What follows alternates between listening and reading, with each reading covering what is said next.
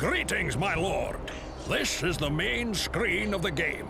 Here you can see the resources of your domain, the mini-map of the world, and your capital.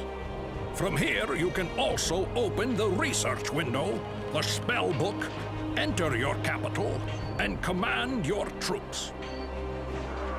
In the city view, you can rename your city, switch between them, and select which buildings to construct and which units to recruit.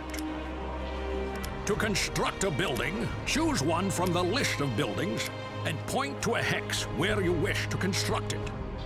Remember that you may construct buildings only inside your city's boundaries, and that construction is possible only if you have enough resources, sufficient population, and a suitable free hex.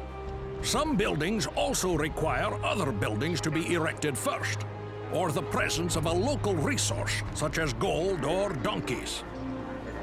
In order to hire a unit, you must first have built the requisite structures, and you must possess sufficient resources. My lord, you have opened the research window. Here you can choose a spell to research. Choose wisely and consider the information that appears when you hover the cursor over each spell's icon. This is your spell book, which contains all the spells you have learned.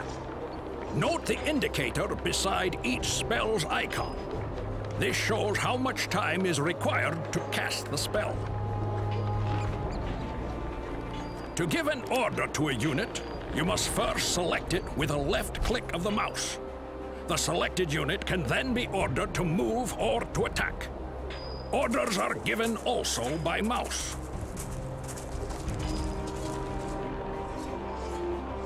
You may finish your turn by pressing the End Turn button at the bottom of the screen, or simply by pressing the Enter key.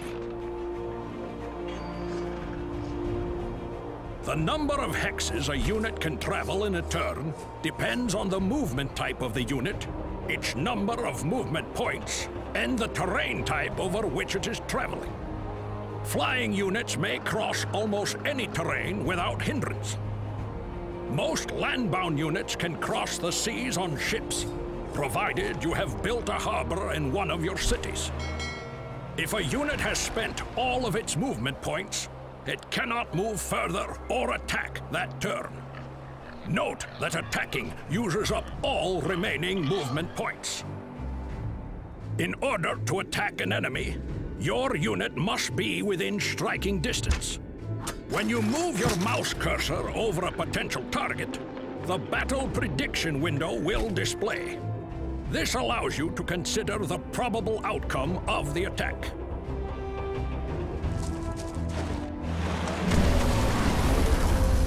Your units may capture cities.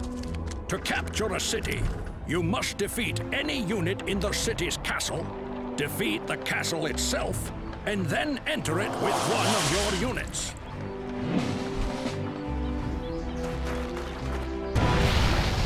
My lord, you have received the first humble request for your assistance. You may agree to grant it, or you may refuse. But do consider who is asking.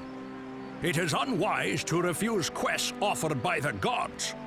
They may become quite angry if you refuse, and even more angry if you fail to complete a task. You have opened the diplomacy screen. From here, you can enter negotiations with other great mages who you have encountered. With them, you may offer trade, make peace or non-aggression pacts, declare war, and so on. Also note the Circle of Gods, which shows you how you yourself and the other great mages stand with the gods of Ardania. To improve the relationship with a god, you may complete his or her quests. Improving these relationships will allow you to gain new spells and hire his or her servants.